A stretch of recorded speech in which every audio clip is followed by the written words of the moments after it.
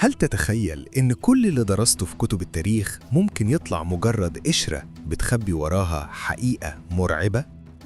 في كل كتاب تاريخ قالوا لك إن الفراعنة بنوا الأهرامات، بس محدش قالك إن ولا نظرية واحدة قدرت تشرح كل حاجة. إزاي حجر وزنه 70 طن يترفع بدقة ملي؟ إزاي مفيش آثار أدوات؟ إزاي مبني بزوايا فلكية ما نعرفهاش غير النهاردة؟ على مدار آلاف السنين البشر حاولوا يجاوبوا سؤال واحد: مين بنى الأهرامات؟ لكن الحقيقة المرعبة إن السؤال نفسه غلط. النهاردة مش هنعرض نظرية واحدة، هنفتح 7 ملفات، وكل ملف هيهد اللي قبله لحد ما نوصل لحقيقة أخطر من الخيال. اربط الحزام، لأن اللي جاي ممكن يغير نظرتك للتاريخ للأبد.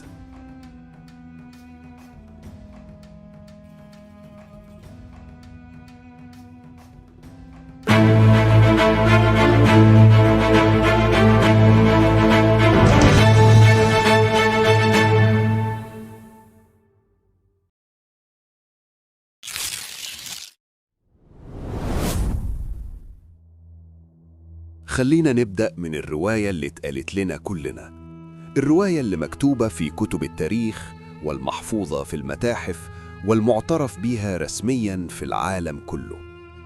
الأهرامات بناها المصريون القدماء. حسب الرواية الرسمية، الهرم الأكبر اتبنى في عهد الملك خوفو من أكتر من 2.3 مليون حجر. وزن الحجر الواحد في المتوسط 2.5 طن، واترفعوا حجر فوق حجر باستخدام منحدرات وحبال وتنظيم عبقري للعمال. العلماء لقوا مقابر للعمال جنب الهرم، ولقوا أدوات نحاس، ولقوا برديات زي بردية وادي الجرف بتتكلم عن نقل الأحجار من المنطقة الشرقية النيل للجيزة عن طريق النيل. يعني مفيش عبيد، مفيش سحر، مفيش كائنات خارقة، مجرد بشر عندهم إرادة وتنظيم وعلم. ولوهلة التفسير ده يبدو كامل، مقنع، منطقي. لكن أي تحقيق محترم لازم يسأل السؤال اللي محدش حابب يسأله: هل الرواية دي بتشرح كل حاجة؟ خليك معايا. في حجر في الهرم وزنه أكتر من 70 طن. الحجر ده مش في القاعدة، ده مرفوع فوق مستوى الأرض. طب إزاي؟ بحبال، على منحدر، في عصر ما فيهوش بكرات أو أوناش. إزاي الممرات الداخلية متقطعة بدقة مليمتر؟ إزاي حجرين جنب بعض مفيش بينهم فراغ؟ إزاي التصميم الفلكي متظبط على اتجاهات الشمال الحقيقي بدقة إحنا نفسنا بنحتاج أجهزة حديثة عشان نوصل لها؟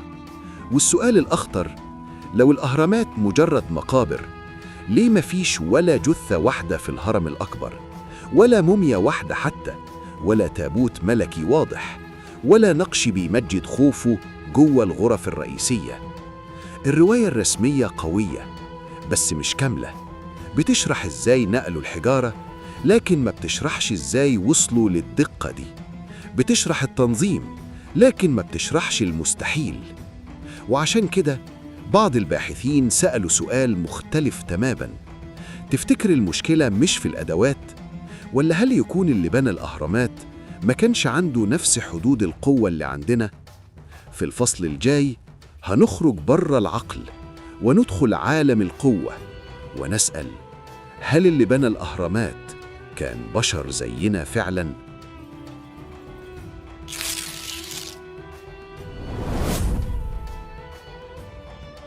لو الرواية الرسمية بتقول إن البشر بنوا الأهرامات بعقلهم، ففي رواية تانية أقدم وأخطر بتقول إن اللي بنى الصروح العظيمة دي ما كانش بشر بالمعنى اللي نعرفه.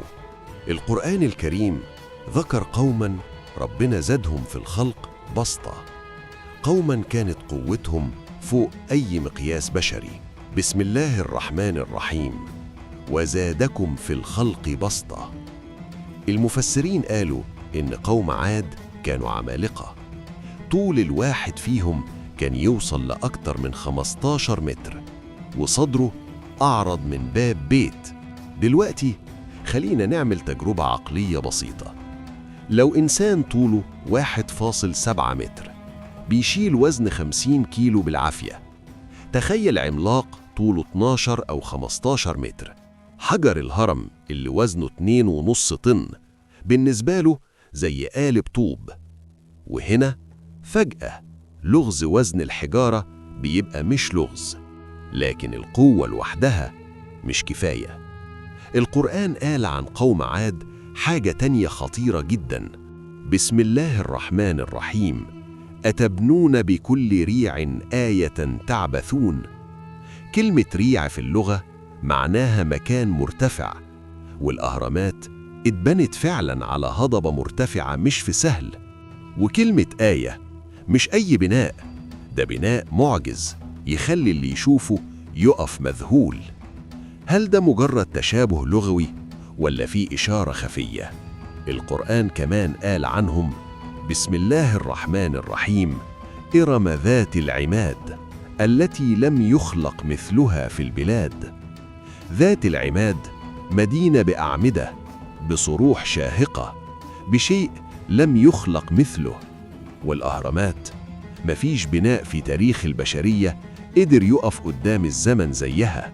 السؤال هنا مش هل قوم عاد بنوا الأهرامات، السؤال الأخطر: هل القوة الجسدية وحدها تقدر تفسر الدقة؟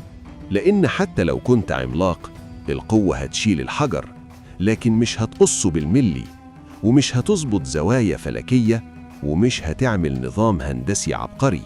يعني نظرية العمالقة ممكن تفسر النقل لكن ما تفسرش العقل. وهنا التحقيق بيغير اتجاهه.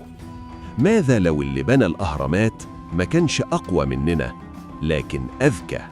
ماذا لو السر مش في العضلات لكن في الطين والنار؟ في الفصل الجاي هنفتح واحد من أخطر الأوامر اللي اتقالت في التاريخ والقرآن الكريم: أوقد لي يا هامان على الطين.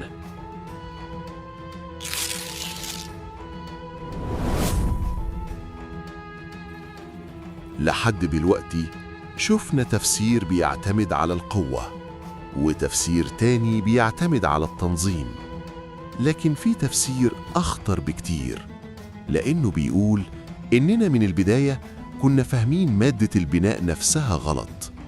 إحنا دايما افترضنا إن حجارة الأهرامات اتقطعت من الجبل واترفعت زي ما هي، لكن هتصدقني لو قلتلك إن الحجارة دي ما اتنحتتش أصلاً؟ في سنة 2006 عالم كيمياء فرنسي اسمه جوزيف دافيدوفيتس فجر جدل عالمي. قال إن بعد حجارة الهرم الأكبر لما اتفحصت تحت المجهر ظهر فيها حاجات غريبة: فقاقيع هواء، توزيع غير طبيعي للمعادن، وبنية ما تنفعش تكون ناتجة عن حجر طبيعي متكون في الجبل.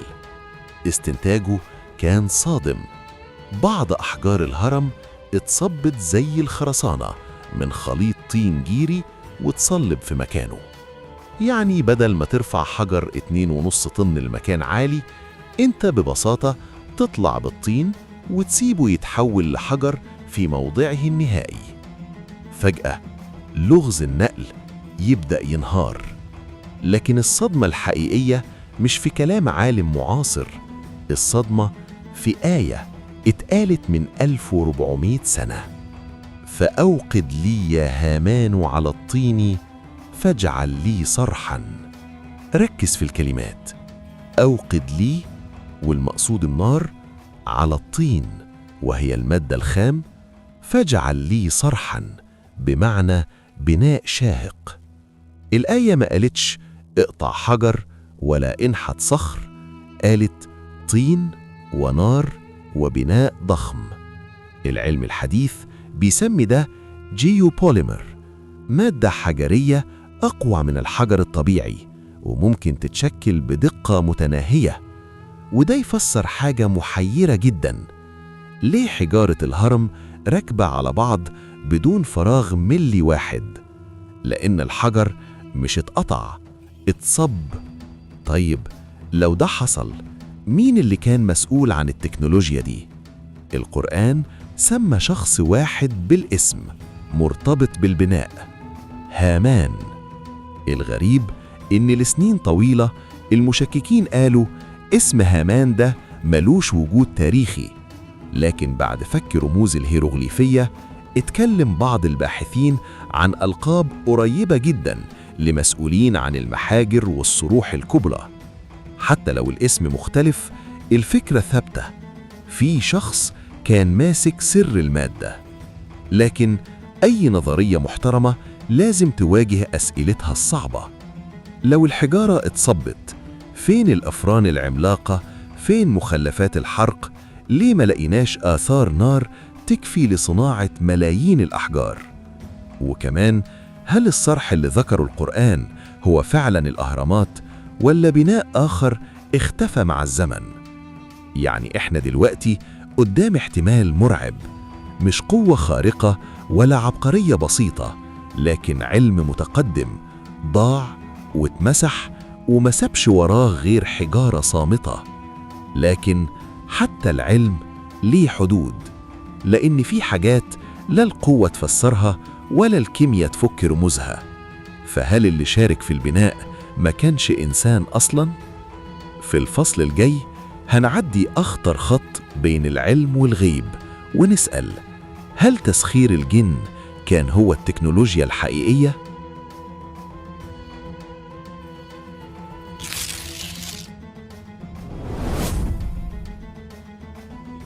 وهنا لازم نسأل نفسنا: لما القوة ما تكفيش والعلم يسيب فراغ، الإنسان دايماً بيلتفت للحاجة اللي خارق قدرته. على مر التاريخ كل الحضارات تقريباً آمنت بوجود كائنات غير مرئية أقوى من البشر وأسرع، وبتفهم قوانين الطبيعة بطريقة مختلفة. في الإسلام الكائنات دي ليها اسم واضح: الجن. القرآن ما قدمش الجن كخرافة ولا كحكاية شعبية، لكن ككائن له قدرات وحدود. بسم الله الرحمن الرحيم: وخلق الجان من مارج من نار. كائن من طاقة مش من لحم وعظم. القرآن كمان قال إن الجن كان لهم دور حقيقي في أعمال يعجز عنها البشر. بسم الله الرحمن الرحيم: ومن الجن من يعمل بين يديه بإذن ربه. طب اشتغلوا في إيه؟ بسم الله الرحمن الرحيم: يعملون له ما يشاء من محاريب وتماثيل وجفان كالجواب وقدور راسيات. يعني بناء ضخم، أعمال معمارية تتطلب قوة وسرعة غير بشرية. طيب، هل ده معناه إن الجن بنوا الأهرامات؟ بكل أمانة مفيش نص بيقول كده صراحةً، لكن فيه أسئلة ما ينفعش تتجاهل. إزاي حجر يترفع في مكانه بدقة ملي بدون آثار سحب؟ إزاي ممرات طويلة ومغلقة تتبني من الداخل بدون مساحة حركة؟ إزاي بناء بالحجم ده يتم في فترة زمنية أقصر من اللي نتصورها؟ لو افترضنا مجرد افتراض إن في كائن يتحرك أسرع من الإنسان، يشيل أكتر ويمر من أماكن ضيقة، ساعتها بعض الأسئلة تبدأ تختفي. لكن الخطر هنا إننا نستخدم الغيب كحل سهل لأي لغز. العلم بيطلب دليل والدين بيطلب نص، وإحنا ما عندناش لا ده ولا ده. يعني نظرية تسخير الجن مش حقيقة ومش كذبة، لكنها منطقة رمادية، منطقة بيفشل فيها العقل وبيسكت فيها العلم، وبيفضل السؤال متعلق.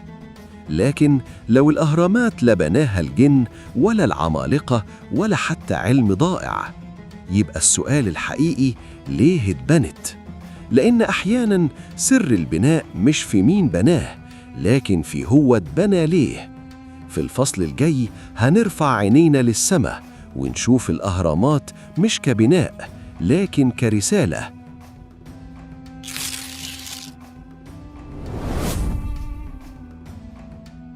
بعد كل اللي سمعته: قوة، علم، غيب، خلينا نسأل سؤال أبسط لكنه أخطر من كل اللي فات.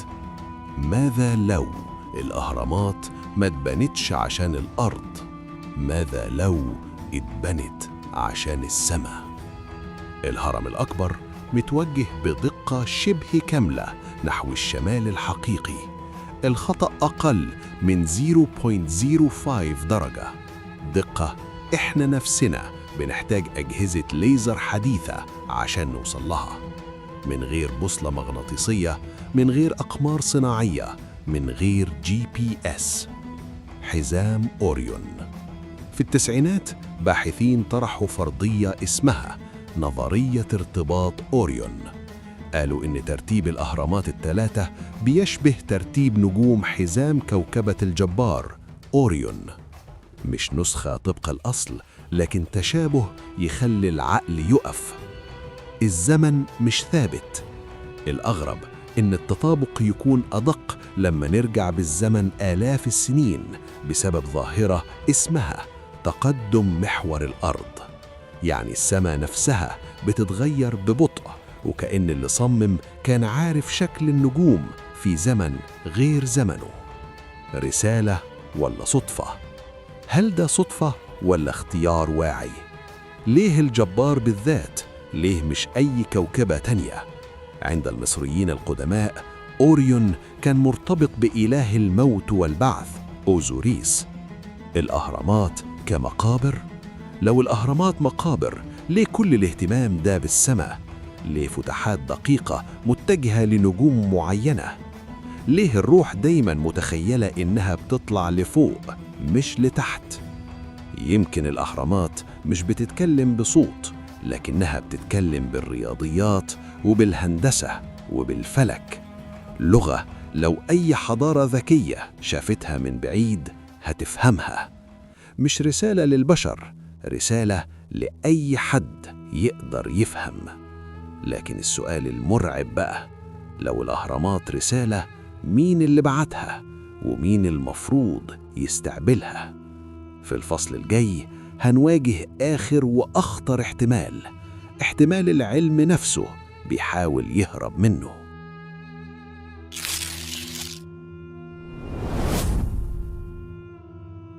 إحنا اتعلمنا التاريخ كخط مستقيم، إن الإنسان بدأ بدائي وبعدين اتطور خطوة خطوة. لكن تخيل لو الخط ده مش مستقيم. تخيل لو التاريخ فيه فراغ، فيه فجوة غير مريحة. الأهرامات ظهرت فجأة، مكتملة، عبقرية. مفيش نماذج تجريبية قبلها، مفيش تطور تدريجي واضح يوصل للشكل ده. كأن حد ضغط زر تشغيل وفجأة ظهر أعقد بناء في العالم القديم. في آثار لقطع حجر بدقة تفوق أدوات نحاسية، خطوط مستقيمة، زوايا حادة، أسطح ملساء. الحاجات دي إحنا بنعملها النهاردة بآلات صناعية. طب خد عندك دي، بعض الباحثين لاحظوا علامات تآكل مائي على تمثال أبو الهول. مش تآكل ريح صحراوية، لكن مياه غزيرة لفترة طويلة. المشكلة، آخر فترة مطر غزير في المنطقة دي كانت من أكتر من 10,000 سنة. عشان كده ظهر سيناريو المؤسسة الأكاديمية بترفضه بشدة، إنه كان في حضارة متقدمة قبل التاريخ المعروف، حضارة امتلكت علم، هندسة، فلك، وبعدين اختفت بسبب كارثة. مش اختفت تدريجياً، لكن اتمسحت. طوفان، زلزال، تغير مناخي أو حدث كوني. اللي نجا نقل المعرفة شفهياً، رمزياً، وبنى صروح تخلد العلم مش الأشخاص. طب هل الأهرامات ممكن تكون مش بداية لكن نهاية؟ نهاية حضارة فهمت الزمن والمكان وقررت تسيب علامة لا تمحى.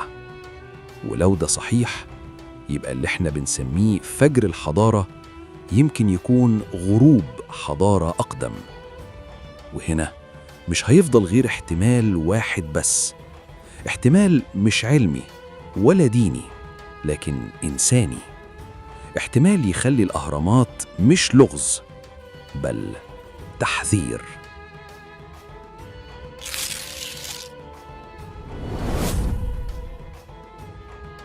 إحنا دلوقتي وصلنا للنهاية، مش نهاية التحقيق لكن نهاية الراحة. بعد 7 نظريات، 7 طرق مختلفة للفهم: القوة، العلم، الغيب، النجوم، الزمن. نكتشف حاجة واحدة بس مشتركة بينهم كلهم: الحقيقة الواحدة. الأهرامات مش لغز واحد، الأهرامات نتيجة حضارة وصلت لقمة المعرفة وبعدين اختفت. التاريخ بيعيد نفسه. احنا النهاردة عندنا ناطحات سحاب، ذكاء اصطناعي، أقمار صناعية، لكن هل عندنا ضمان إننا هنكمل؟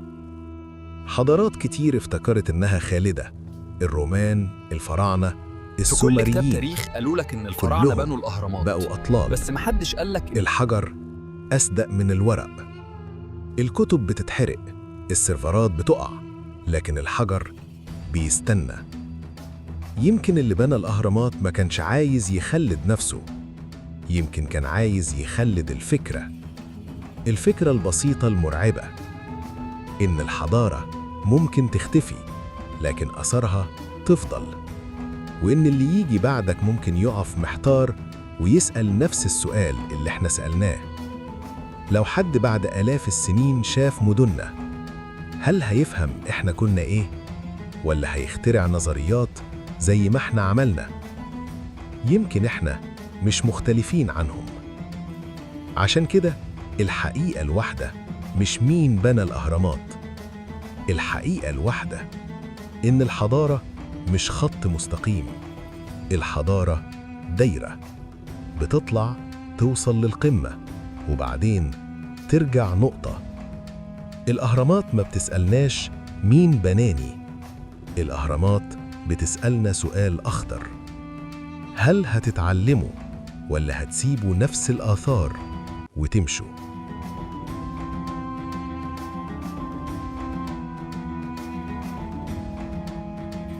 مستني رأيكم في التعليقات.